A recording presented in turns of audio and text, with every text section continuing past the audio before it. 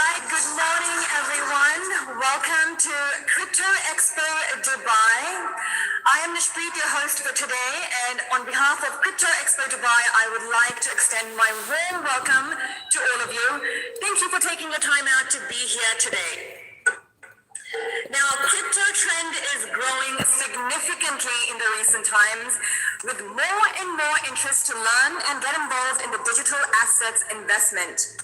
Now, we are yet to learn on how blockchain and digital assets could change the world toward the new crypto era as crypto trend continues to stay.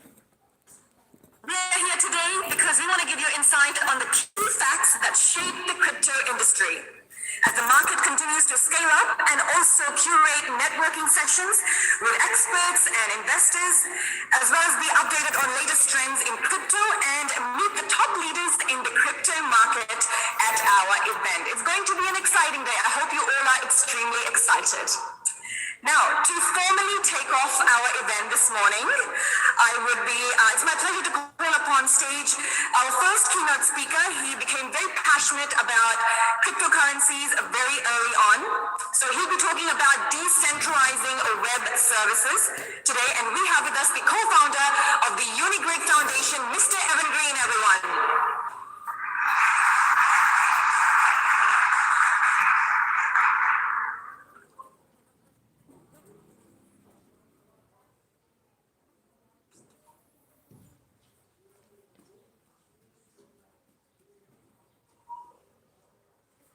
How's everyone doing?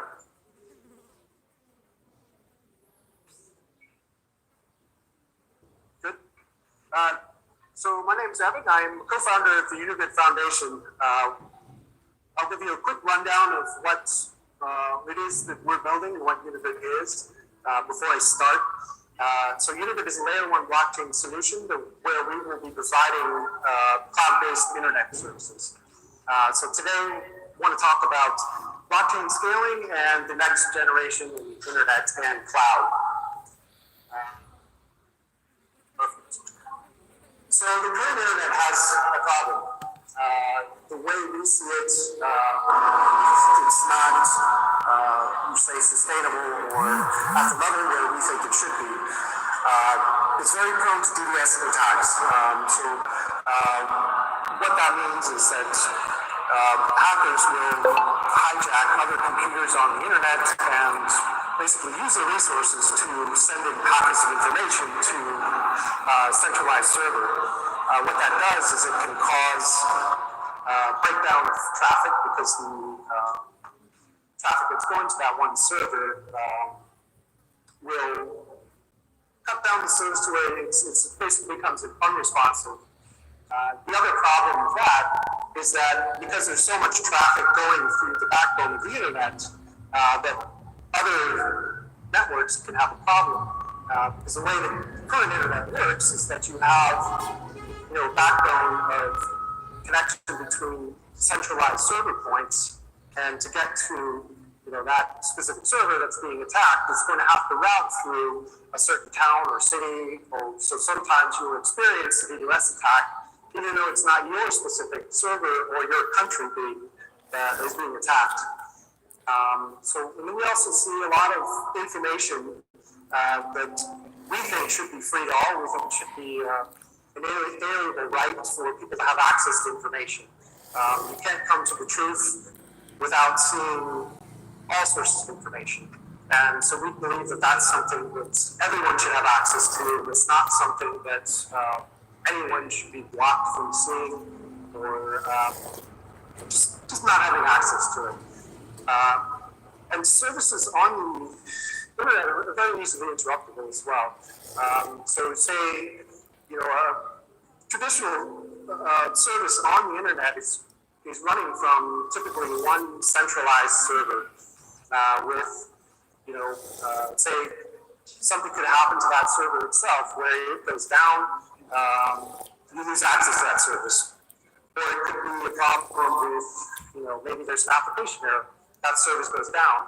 But we think that is also something that is fixable, and we can provide the help. So how can we help? We can help by mitigating the DDoS attacks without having one single point of failure. So the way Unibid works is that the network doesn't have one single point of where data is served from. So the serving of data can come from many different locations. So say we're here in Dubai and we want to access some data or some information or a service. What the network will do is it'll realize that. It'll say, okay, I know where you're trying to access the data from. And it will go to the closest location. Say it's around you, maybe it's in events, or it's in, could be in Israel or Egypt, somewhere, just in the region. So it'll pull data that mission. What happens then is that for a DDoS attack to function, it needs one point to attack. With your network, because the data doesn't have that single point, it's pretty much impossible to attack it. You would need an extreme amount of resources to be able to attack all those different areas. And we also want to provide unblockable services. So what that means is that, especially in, current world situation right now, we're seeing a lot of services get cut off because of maybe it's point of view, or it's somebody just doesn't like them, and those services get cut off, and nobody has access to them. So with Unibid, that becomes something of the past, where those services can always be available no matter where you are. And we also say that services can always be available. We're always online. What that means is that because you have the way our network functions is that it is running in many different locations. So instead of it running from one centralized server, they can go offline, it can have issues, it can have a problem, go offline. This service will run in many locations. So this would run globally to where, if I put up a service and say I operate here from Dubai, it'll spread across the network, which is just a web of nodes, and it can be accessible in Hong Kong, it can be accessible in Los Angeles, in London, wherever you are. That service goes around the web or around the network. And then permanent data storage. So this is a big problem, especially with companies that handle big data. They don't, they have a problem where sometimes it's, they're running from one centralized sort of location, and they need to back up that data. Backing up that data takes quite a bit of time because you have to move it from one location to another. And typically what people do, or companies will do, is they'll move it from one data center and then move it to another data center. Which is really tedious, and it gets very expensive very quickly.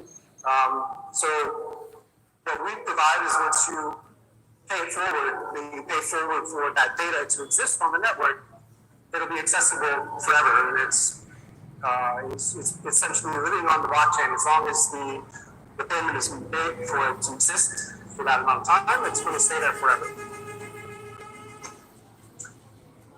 And some statistics. So over 50% of cloud services were owned by 3 corporations. So what happens there is you have a lot of centralized power controlling price, controlling what types of services run. It's not a very democratic network. And that's just in cloud services. So it's even higher for the amount of web traffic. The web traffic that runs through the backbone of the internet, it's even higher. I think it's closer to 80%.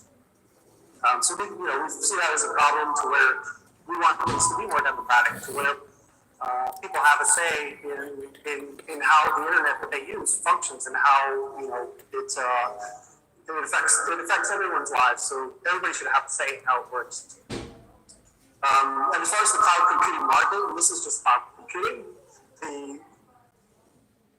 market is projected to reach about 482 billion this year. So that gives us, as a startup, quite a lot of room to move into and expand. And that even a very small percentage for us allows us to grow quite quickly. Sorry about that. I took double mic in.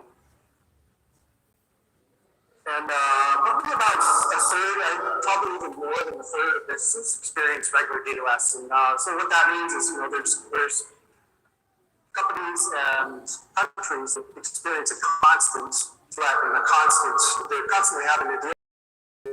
It might not be a problem to say an end user that's trying to access information. Maybe they're like, oh, it's downline, it's offline, maybe they'll come back tomorrow.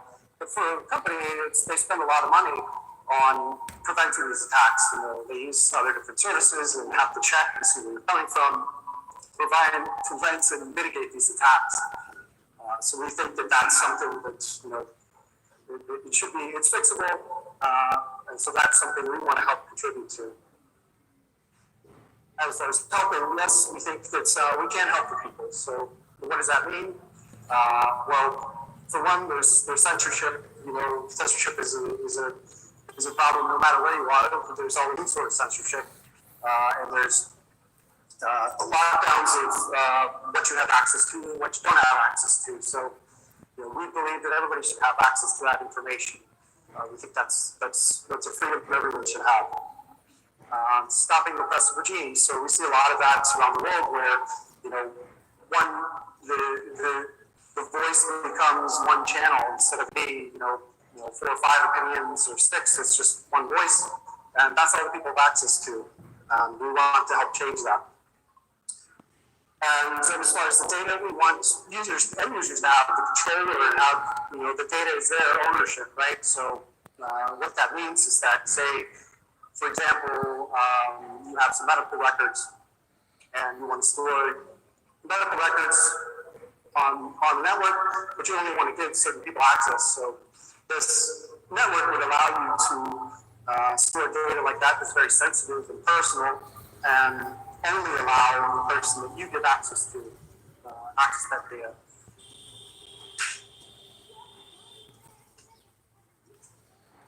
So what we'd like to do, we'd like to make the network, we will be democratic, so anybody can join. What that means is that initially in the beginning, we'll see a lot of servers that will come online with a small amount of gigabit. They essentially can start up a node with a very small amount of tokens, and those get locked. And what happens is their resources on that server become part of the network. The network has access to it. So it's a shared resource network. In the future, we see that going from just being servers, where it's fast servers running in the data center, to where they're also running on your cell phone, running on a toaster, running on a refrigerator. That will probably happen. And then voting rights. We think that this needs to be a democratic network. So the only way that we believe that the internet of the future can function is that if it's democratic. People need to have a say in what happens on it and how it functions. So what we mean by that is that, say, we as the developers working as part of the foundation, we support the network. Our oath is to help the network, and that is all we're concerned with. But if we create something and say we have a proposal for a chain protocol, and the network, each node runner gets a vote. Gotta pause here.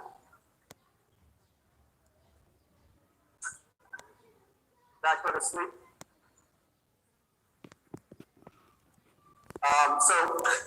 Sorry about that. Essentially, people would have a vote. So they would have a vote for if